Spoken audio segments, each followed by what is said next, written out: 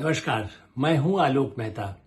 Editors आई में आपका स्वागत है। हमारा अनुरोध है कि आप एडिटर्स आई देखें, लाइक करें, सब्सक्राइब करें, मित्रों को, ग्रुप्स को फॉरवर्ड कर उनसे भी आग्रह करें कि वे भी सब्सक्राइब करें, ताकि अधिकाधिक दर्शकों तक हमारी बात नियमित रूप से पहुंच सके।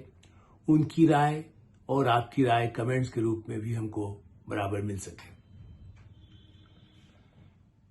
10,000 करोड़ रुपया 4 महीने में लूट लिया गया।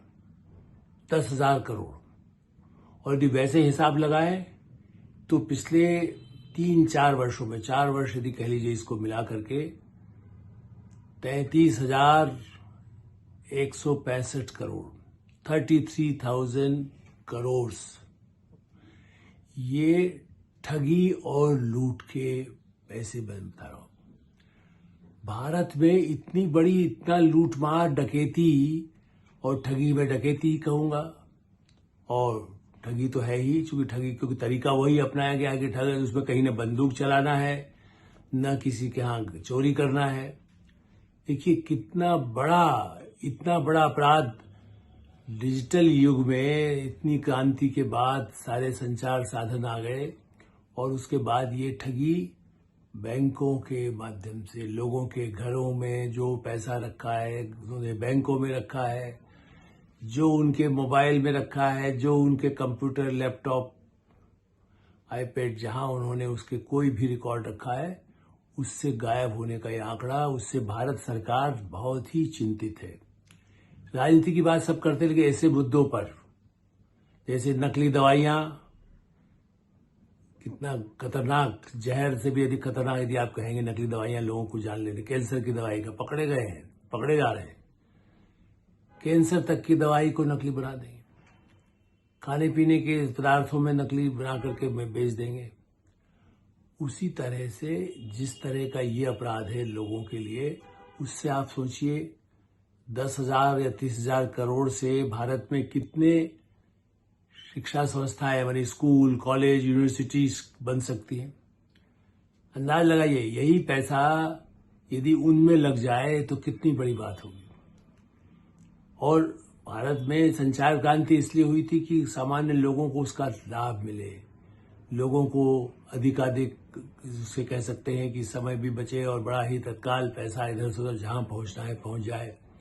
बैंकों में भी एक डिजिटल जो क्रांति इसको कह सकते हैं, बड़ी कंपनियां आई, और विदेशी कई देश भारत से कैसे बैंक का ट्रांजेक्शन कैसे अच्छा हो सकता है, कैसे हमारे यहाँ, चाहे वो बंगलोर हो, चाहे चेन्नई हो, चाहे हैदराबाद हो, जहां, या मुंबई भी आपको, पुणे कह सकते हैं, जहां इस तरह की कंपनियां बड़े पैमाने पर सॉफ्टवेयर तैयार करती हैं, वो सारी दुनिया उनको लेने को तैयार है। लेकिन हम उनकी रक्षा के लिए, हम जो सरकार चिंतित है, सरकार ने अपनी तरफ से एक नंबर भी दे दिया, भाई 1930 आप डायल करिए और उसकी आप सूचना दे दीजिए, जो हुआ तो पकड़ा जाएगा। सीरियल, स्पेशली तारक मेहता का चश्मा, एक प्रोग्राम आता है टीवी पर, उसमें भी उसी मुद्दे पर चलिए कुछ बना करके कुछ पार्ट में, कि भाई कैसे ठगी हो सकती है। पूरा का पूरा, कितने एक ही समुदाय में 10-20 लोग जहां रहते हों, वहीं पर ही एक तरह से 70-80 लाख की ठगी हो गई। वो इसे एक प्रतीक है, वो तो चलिए किसी को कहानी के रूप में बना दिया गया टीवी में, या आप यूं देखते हैं डकैती की चीजें आती हैं। ये भारत के प्रामाणिक आंकड़ों की मैं आपसे जिक्र कर रहा हूं। हम नक्सल की बात करते हैं, हम सीमा पार से हमने तस्करी की बात करते हैं, जैसा मैंने कहा कि दवाई होती है, तस्करी होती है, और ऐसे ड्रग्स की तस्करी है। लेकिन उससे ज्यादा गंभीर यह है, चूंकि जमा पूंजी, जिस गरीब मध्यम परिवार ने, बच्चे ने, बूढ़े ने, महिलाओं ने जो जमा किया पैसा, वो रातों रात, कुछ मिनटों में, साइबर ठगी वैसे सब जानते हैं इसलिए उसकी विस्तार से बताई, लेकिन जो आंकड़े सामने आए, गृह मंत्रालय ने कल जारी किए, और उसके बाद विशेष SIT बनाने का फैसला भी किया गया। राज्यों को भी, राज्य सरकारों को चेतावनी दी गई है कि वो इस बारे में कैसे, क्योंकि जाल कहीं वो जंगल में जाकर बैठ जाएंगे, वो किसी छोटे शहर में जाकर बैठ जाएंगे।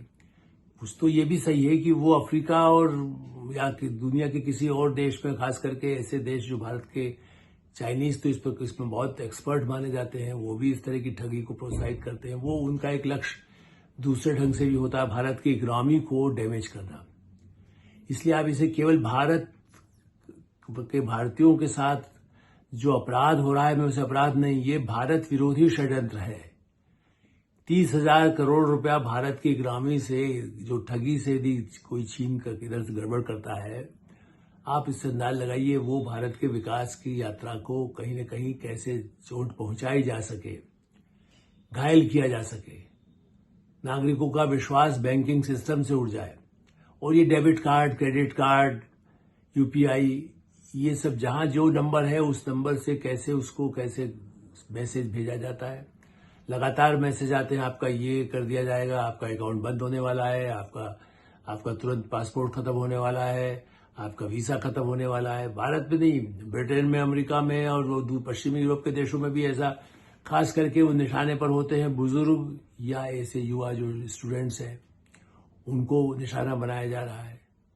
इसलिए आज हमने राजनीति से हटकर के विषय उठाया कि ये एक साइबर युद्ध है, साइबर हमला है।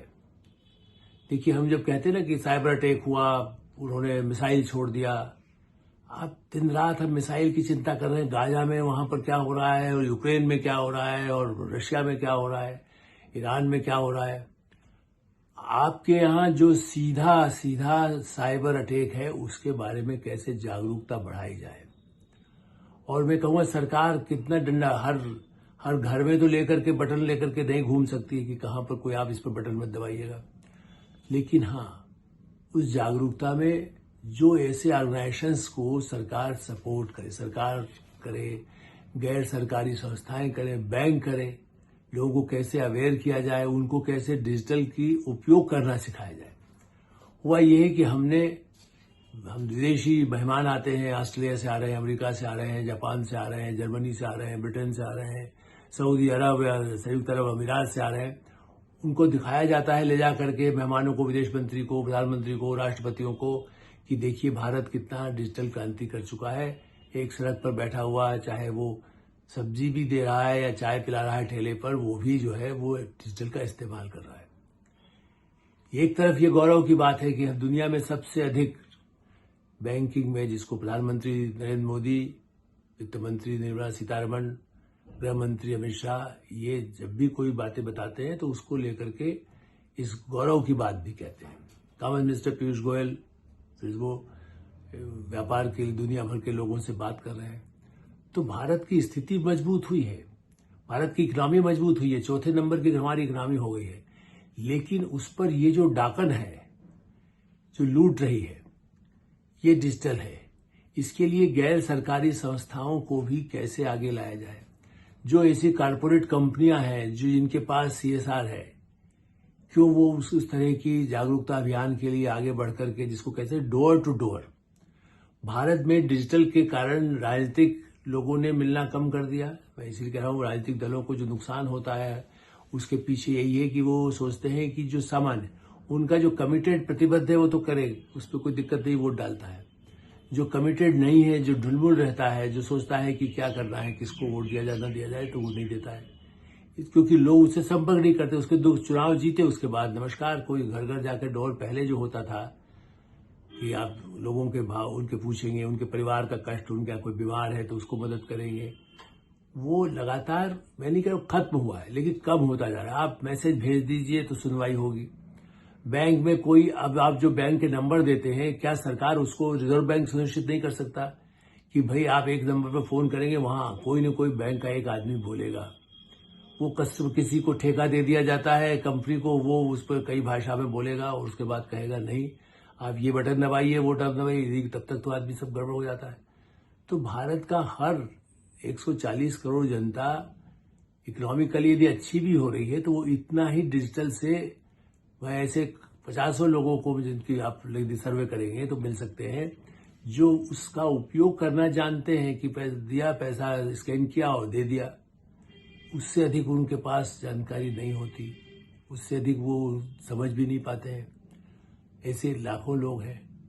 वो बैंक यदि उनसे कहता है कि आप इस पर आप कर दीजिएगा, कई लोग आज भी एटीएम का भी पूरा इस्तेमाल नहीं कर पाते हैं। वो सोचते हैं भैया पता नहीं वहां जाएंगे कितना नकली निकलेगा, बटन कौन सा दबाना है, फिर ये करना है, फिर गलत तो ना हो जाएगा। है चौकीदार भी कर रहा है, ठेके जो रिक्शा वाला है ड्राइवर भी कर रहा है, लेकिन महिलाएं हैं बड़े पैमाने पर जिनको आत्मनिर्भर बनाने की कोशिश हो रही है। वो डिजिटल का उपयोग कर सकती हैं अपने व्यापार के लिए, अपने छोटा काम के लिए, धंधे के लिए, जिन उनको यदि आवश्यकताएं हुई है बढ़ी है। लेकिन बैंकों ने उनको कैसे इस बात से साइबर ठगी से बचाया जाए। आप कहीं भी वो मैसेज आते हैं, मैं नहीं कह रहा हूं कि नहीं है, मैसेज बार बार आएंगे, आप ये मत दबाइएगा, रिजर्व बैंक की तरफ से सूचना है, किसी गलत आते हैं, ये ठगी है। हम ऐसा कोई मैसेज नहीं भेजते हैं, हम कभी आपसे पासवर्ड नहीं पूछते हैं, आपके अकाउंट नंबर नहीं पूछते हैं, आपका कोई पासवर्ड नहीं पूछते। लेकिन उसको ठीक से पढ़ने वाला, समझने वाला भी तो होना चाहिए। आपने अंग्रेजी में और किसी भाषा में आपने भेज दिया, उसके बाद उसको समझने वाला, उसको ठीक से उपयोग करने वाला और उसके सावधानी बरतने वाला। तो इसके लिए आवश्यकता है, जैसे कह सकते हैं ना कि अभियान चलाया जाता है, आप घर घर जाकर कोई बीमारी जब फैलती है तो आप कहते हैं ना कि भाई इनको सबको टीका लगाया जाए। ये कोरोना वायरस से अधिक खतरनाक है साइबर ठगी, और इसीलिए मैं इसको लूट और डाका कहता हूं। जो दिन दहाड़े रात को भी नहीं आता है, हर सुबह और शाम 24 घंटे ठगी में लगे रहने वाले लोग, एक तरह से पूरा पूरा माफिया काम करता है। मैं इसीलिए कह रहा हूं, इसमें तस्कर माफिया है, उसमें विदेशी माफिया है, उसमें विदेशी भारत विरोधी आतंकवादी गुट है, उसमें वो एजेंसियां विदेशी आईएसआई जैसी हैं जो भारत की इकोनॉमी को, भारत के लोगों को किस तरह से घायल करने की कोशिश करते हैं। यदि वो भाई मानसिक रूप से तो पागल होगा ना आदमी, यदि उसका सारा पैसा लुट जाएगा, सारी कमाई, जिंदगी भर की कमाई, कई लोगों का 1 करोड़ चला गया, छोटे छोटे शहरों के व्यापारियों के परिवार जो समझदार जिनको माना जाना चाहिए, महिलाओं का 1 करोड़ 2 करोड़ साइबर ठगी से चला गया। 10,000 5,000 तो समझ में आता, वो भी जिसके पास 10,000 50,000 का ही यदि पूंजी है, यदि वो लुटता है तो आप क्या समझते हैं जो 1 करोड़ लुटता है उसके पास है साधन क्या? वो इतनी समझदार नहीं है महिला, वो समझदार युवा नहीं है, पढ़े लिखे एमबीएस किए हुए, कारपोरेट कंपनियों में काम करने वाले, आर्मी में काम करने वाले, भारत सरकार की सेवाओं में काम करने वाले, कोई सा क्षेत्र नहीं बचा है जो इस ठगी से शिकार नहीं हुआ हो। इसलिए जागो अभियान जो है वो, उसमें जब तक इस ठगी के खिलाफ बड़े पैमाने पर टेक्नोलॉजी डेवलप करने के लिए बैंकों को खास करके कि वो संपर्क करें। अब वहां मैंने संवाद लगभग खत्म है। जितने बैंक के आधुनिकीकरण हुआ है उनमें बैंकों में बात करने के लिए आपको टेलीफोन पर तो बताने वाला नहीं मिलेगा, वहां जाएंगे तो भीड़ होगी, आपका नंबर आएगा तब बात करेंगे, तो आदमी सब काम छोड़कर लगेगा। आपका वेरिफिकेशन हर बार होना है बैंक को सुरक्षा के लिए। जो राष्ट्रीयकृत बैंक है उनमें एक नई मुसीबत है, जिन पेंशनधारी है, कोई महिलाओं को पैसा मिलता है, किसान को मिलता है, अब वो हर बार आपको आपने अपना पहचान पत्र का फिर से पुष्टि किया है कि नहीं किया है, इतने 1 साल हो गया, 2 साल हो गया, 3 साल हो गया, उसके बाद यदि आपका नहीं है तो वो कहेंगे आपका अकाउंट सील हो गया है। अब वहां पर 50 आदमी एक साथ लाइन में खड़े हुए हैं तो क्या करेगा आदमी? नौकरी काम करेगा, व्यापार करेगा, धंधा करेगा, दुकान चलाएगा, या वहां जाकर खड़ा रहेगा? राष्ट्रीयकृत बैंकों की समस्या ये असलियत है। इसलिए वित्त मंत्रालय को, रिजर्व बैंक को इस मामले में कोई रास्ता निकालना चाहिए कि जिनका आपका वेरिफिकेशन है वो आपके कंप्यूटर से आप उसको मान लीजिए, उसको हर बुला करके उसका अंगूठा लगा करके देख करके उसकी वेरिफिकेशन यदि करना है तो ठगी, उसके बाद जब ठगी हो रही है लेकिन उसका वेरिफिकेशन नहीं होगा, उसका बैकअप से बंद हो रहा है। तो ये दोहरी मार है, तलवार अच्छे उसका उपयोग हो सकता है, होना चाहिए डिजिटल का, क्रांति का, लोगों को लाभ मिलना चाहिए जो प्रधानमंत्री नरेंद्र मोदी चाहते हैं। लेकिन ये काम है निर्मला सीतारमण का वित्त मंत्रालय, रिजर्व बैंक, बैंक और कारपोरेट कंपनियां और जो डिजिटल क्रांति से जुड़ी हुई कंपनियां हैं वो बड़े पैमाने 10,000 करोड़ यदि 4 महीने में गया है तो 1,000 करोड़ खर्च करके कि ऐसी टेक्नोलॉजी आए कि ऐसी ठगी को कैसे रोक सकते हैं। पुलिस मशीनरी पर जैसा पालन किया जाता है ऐसे ही इसकी निगरानी के लिए पैसे खर्च करने की आवश्यकता होगी। राजनीति से हटकर समाज की ये ठगी, समाज में ठगी, समाज के खिलाफ, भारत के खिलाफ ये जो ठगी है, ये लूट है, इसे रोकने के लिए भी वैसे ही ऑपरेशन की जरूरत होगी जो देश की रक्षा के लिए है, आर्थिक सुरक्षा के लिए है। एडिटर साहब हमें विराम देते हैं। आप एडिटर साहब देखते रहें, लाइक करें, सब्सक्राइब करें। मित्रों को, ग्रुप्स को फॉरवर्ड करें और आपकी राय हो उससे भी हमें अवश्य अवगत कराएं।